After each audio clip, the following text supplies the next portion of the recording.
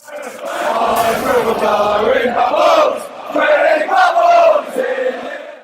happening, everyone? Nicky Hawkins, West Ham Fan TV. Been away for the international break. I've popped down to the Ball Street studios because this week it's like our cup final. You like to say it's our cup final, Flav. You know what I mean? Our cup final. Yeah, our cup final. Yeah, all right. That's a bit mutual. Sometimes it's sort of bandied back and forth. You know, it's your cup final. No, I don't like that. That winds me up, that sort of stuff. Yeah, I'm here at the Ball Street studio. I'm joined by Flav from the Fighting Cock podcast. Thanks for joining us, mate. Pleasure, mate. Flav, before we go on, I love you, mate. Yeah, I love you too. I really love you. Right. I've met you 6 months ago or so. Yeah. I think you're a really cool guy. Thank you. Really snazzy dresser. Cheers. This week I don't like you, mate. I can't like you this week. That's what I'm going to say. West Ham Spurs. Let's go over the game because we're neck and neck, mate. It couldn't be any tighter. You're above us on goal difference. What's going to happen this weekend? Tell me what's going to happen. I have no idea. I can't call it. I mean, every game we've gone into, including Man City at home, and West Ham fans are going to dig me out as a Spurs fan for being too cocky, but I've been confident going into every single game, bar Arsenal away last week. I was nervous about that one, and I'm nervous about this one. Before 2 seasons ago, when you had your famous treble, that was I'd never been more cocksure as a Spurs fan about turning over you lot when you turn up, but. This year, with what Bilic has done with you lot, he's impressive. Your team looks good. You've had some amazing results, and not just amazing. That's not saying amazing for West Ham. That's amazing results in football generally. You know, you smashed up City, Chelsea, Liverpool. Who else? Am I missing? Arsenal. Do you know what I mean? So I do go into it with a bit of trepidation. To be honest, I don't know what's going to happen. If I think Bilic decides that West Ham are going to sit back and hit us on the counter, that's the way to beat Tottenham. I mean, that's the way to beat any team that wants to play football. I think that's how we set up now. Yeah. I think, and that's been the beating of us, some of the games. I don't know whether you've seen much of us, but going against sort of like the Watfords and the Leicesters and the Bournemouths, I think that's where we've got a bit caught a little bit, you know what I mean? Trying to sort of sit back and soak up the pressure, and we're not really good at that at the minute, you know what I mean? We do it against the big sides because we can always counter because we know we're going to bring it. Let's talk a little bit about that treble a few seasons ago. I know I'm going to open up a few words, but as that sort of like, because you lot have always been a cocksure bunch, you know what I mean? Like, as that sort of like, when it comes to this game, as it sort of like stopped you in your tracks a little bit and think, oh, look, we've got to be cautious of them now, you know what I mean? They're up and coming, and you know, but you know, you're such a good side this season, and the difference between that, I'm not going to, like, as I say, I don't want to slag off too many Spurs fans. You're a good friend of mine, Flav, but they're always, by this time, we're definitely going to be in the Champions League this time. We're definitely going to be doing this. And I haven't heard nothing. They've ticked along nicely. They've been sitting there in the background, haven't lost since opening day. You know what I mean? And they're like, yeah, all right, let all the focus go on the Arsenals, and you know, we're not going to. Could this be your season? Is this your season for success?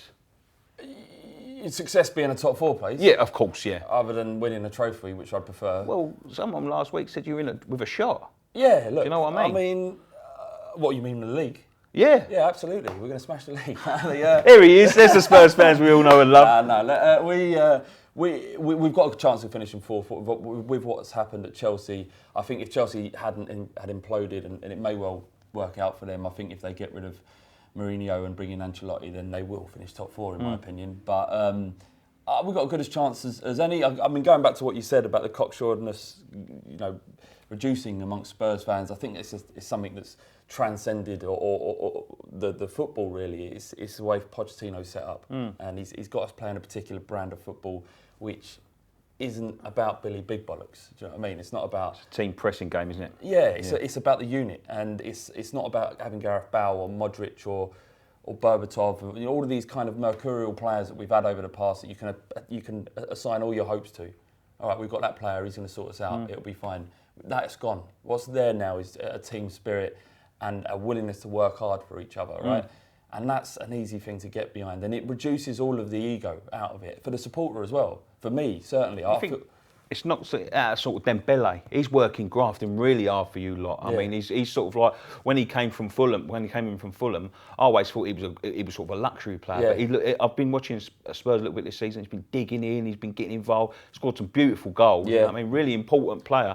It's just not that. It just seems the cogs are turning. Do you know what I mean? Like, I think for once, so. all the cogs are working in succession. You know what Yeah, I mean? we'll see. Solid defence. You've got Dyer that's pushed into the midfield, done really well. You know what I mean? Yeah. Dele Alli's come in. You didn't expect him to be coming in and having the season that he's having. No. It's just, the cogs seem to be working for Spurs. Do you know, we ain't got a team of superstars. We've got a team of very hard-working, mostly British players who have bought into this philosophy that Pochettino has established at the club, and it's nice to see. Do you know what I mean? I've spent so much of my time following Spurs, growing up, and having players I don't relate to at all, and it's a rare thing in modern football.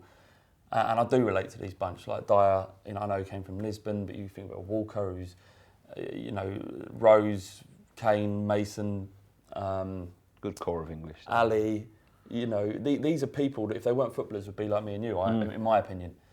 And that's an easy thing to kind of attach to and love, for want of a better expression. So yeah, it's good. It's going well. I mean, I've seen too many false dawns at Spurs to get too happy about it. Of course, yeah. But that's why I think most people are just like being quiet. Let's wait and see what happens. And then we really will rub it in your face. Yeah, you was rubbing it. I mean, a couple of people, I was going to bring up a couple of your fans. I mean, that's what really winds us up about. I've tickled your bollocks enough, to be quite honest with you. I'm going to start digging you out a little bit, you know what I mean? That's what winds me up about you lot. I was like, before last week, I was like, you know what? I ain't heard nothing from them. By now, I've heard loads, you know what I mean? They're all over Twitter, they're all over Facebook. Yeah, we're going to do this, I said, I ain't heard nothing from them. All of a sudden, you've gone above us on goal difference. Like after we've set up there all this, and it's like, look, mind the gap, the free goal difference gap. You know what I mean? And that's what winds us up about you lot. You know what I mean? Like that's what. But going back to West Ham a little bit, we spoke about Spurs, but we feel that we've got enough there now. You know what I mean? And to our credit, like our chairman has gone out and bought really, really well for the past 2 seasons. We've got some good full-backs now, we've got some good defenders. We're not defending that great because we play this philosophy of football, got a new manager. Do we frighten you? Yeah, absolutely. I mean, I sleep a bit easier at night now that Payet's out for 3 months, which is a shame because... I can see it on your face. It's a real shame. No, look, it's a shame for a footballing sense because, and as for you lot, because he's been special, and it is a shame because you want to see players like that, and if you can't go to Upton Park and be excited by the players that are on the pitch, Payet being one of them, then what's the point to a certain extent? But the other kid, Lanzini, is it Lanzini? Special. He's great. Really He's you got, and then you think, what's his face? These are on loan. Jenks? Nah, you got a lot on loan, haven't you? Yeah, Moses. Moses, that's it. Yeah. Like those three. If Payet did sign, was injury free, and with who's it going to be, Carroll or Saka up front? Yeah. There's danger. There's danger. Although you can't deny it. There's a reason you're up there, and it ain't luck, and it ain't just about form. There's a purpose to what you're doing. Bilic knows what he's doing. He's a good coach, and there's a plan in place and a way of playing. He's got you playing in the right way. You mentioned about struggling against the lesser teams like Bournemouth and Watford and whatnot. That's the way it is. It's in a sense easier to play teams like Man City and Arsenal because you know what's going to happen. You know what's going to happen. You can prepare for it, and if everything goes to plan, you've got a good chance of winning that game. It's just very difficult for everything to go to plan.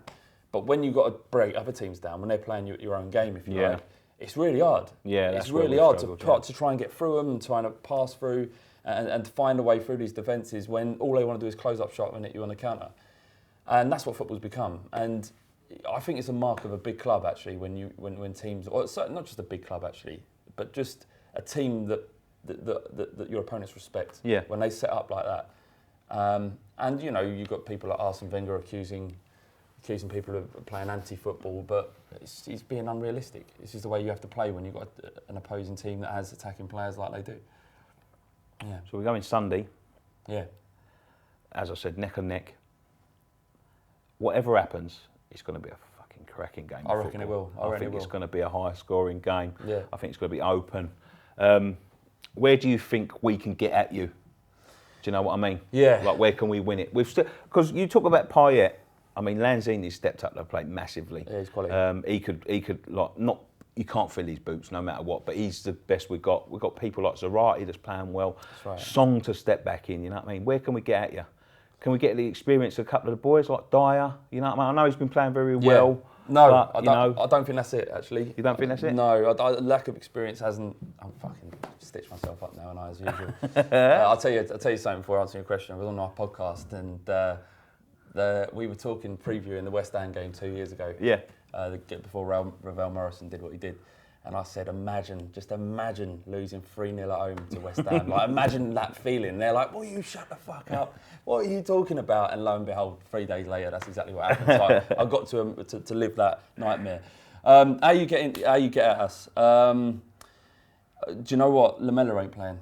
And I never think I'd say that. But Lamella on the right-hand side, with Walker, Dyer and Alderweireld, that was a strong unit. Yeah. And I think we'll be a little bit weaker for that reason. I've only seen one game of yours this season, and that was last week. Yeah. No, actually, I've seen highlights of the other games, but I sat down and watched the Arsenal game. I don't think you look particularly strong in the air.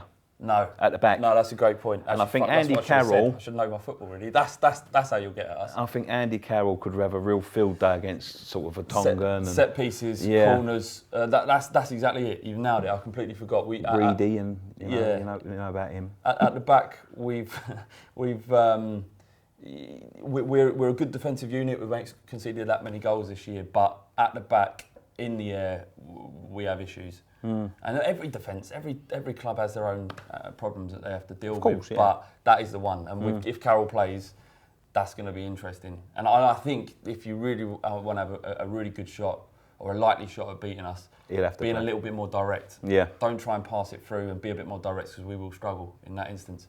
I mean, we've had deals written in, so that it looks very unlikely. I just wanted to touch on it a little bit because I was raving. Yeah. It made me fucking angry. You know what I mean? But like, what's the general consensus? Because I feel that you're going to hate it as much as we would hate it. Cool. You know what I I mean? think proper Spurs fans would hate it, in my opinion.